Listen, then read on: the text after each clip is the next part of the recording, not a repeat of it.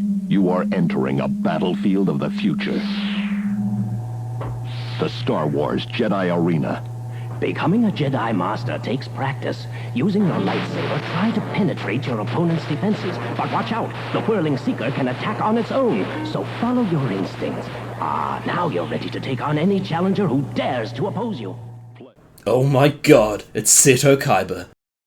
When I was a kid, I used to talk real big shit about how I played every single Star Wars game ever made. Playing a copy of LEGO Star Wars on the PS2 to the point of the disc being on the verge of melting gave me naive confidence that I was in fact the Jedi Master of this IP.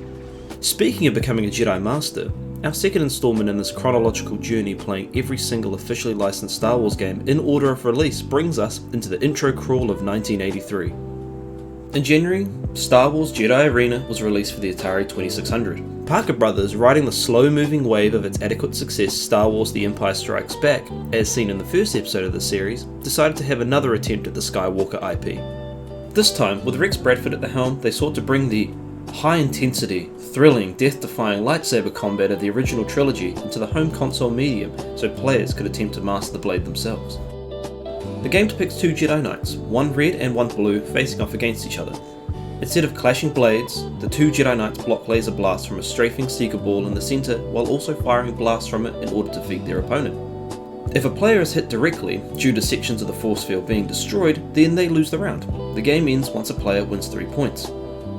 Before I begin playing, I think it's really fascinating to base an entire game on such a small segment of A New Hope. Now, that's not me saying that entire scene is irrelevant. It's incredibly critical and important to the trench run later in the film, and in general Luke Skywalker's character building. But as a game concept, I'm not really convinced. But hey, let's give it a shot, see how it goes. Now with this in mind, the game was originally intended to be used with the Atari paddles, though for this playthrough, because I'm using an emulator, again provided by RetroGames.cz, I'll be using my keyboard instead. The two sides of the field are distinctive with their bold colouring, and the energy blasts from the Seeker have a really cool jagged lightning feel about them. However, I get almost no impression that this is two Jedi fighting it out with lightsabers. I could be just as easily convinced that I'm looking at a Metroid swinging a piece of Hot Wheel track around. Sound-wise, I really like the laser zapping, and that tense build-up the Seeker makes, that noise where just ramps up, fantastic. On the base setting, I went 3-0 against the AI. I wouldn't describe my experience as easy per se, but the challenge was minimal, or I was just extremely lucky. So, I bumped up the difficulty with the intent of claiming the crown of Jedi Master for myself, and Jesus Christ was I in for a spanking. I got absolutely annihilated. Laser bolts were moving at breakneck speeds and I was barely able to get a hit on my opponent.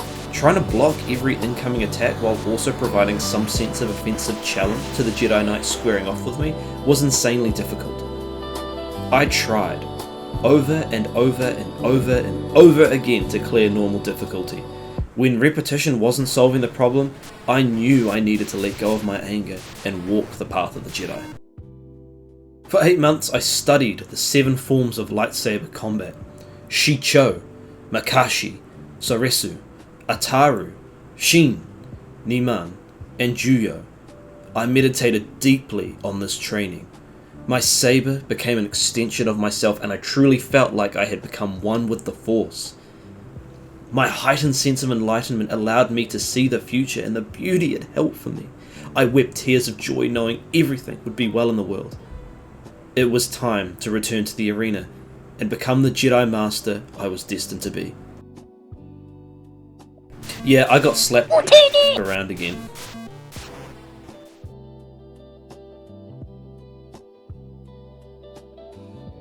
I went in with such high hopes for this game and am left disappointed. A strange concept for a game that felt like, most of the time, based fundamentally on luck. I understand the graphical limitation of the time, but this game doesn't invoke the theme of Jedi or lightsaber combat. You could equally have called this game 2 engineers swinging fluorescent tubes, and it would have made just as much sense. This game is memorable, but not for the right reasons. As the title states, this game is Star Wars in name only, as it does not connect with the series in any meaningful way. Thank you to RetroGames.cz for making this game available on the emulator. Otherwise, I wouldn't have been able to play it. I honestly think you should try it for yourself. Maybe you disagree with me, maybe you actually have friends that you can play with, and your experience could be different, more enjoyable. Anyway, I think that'll do for now. Ka kite.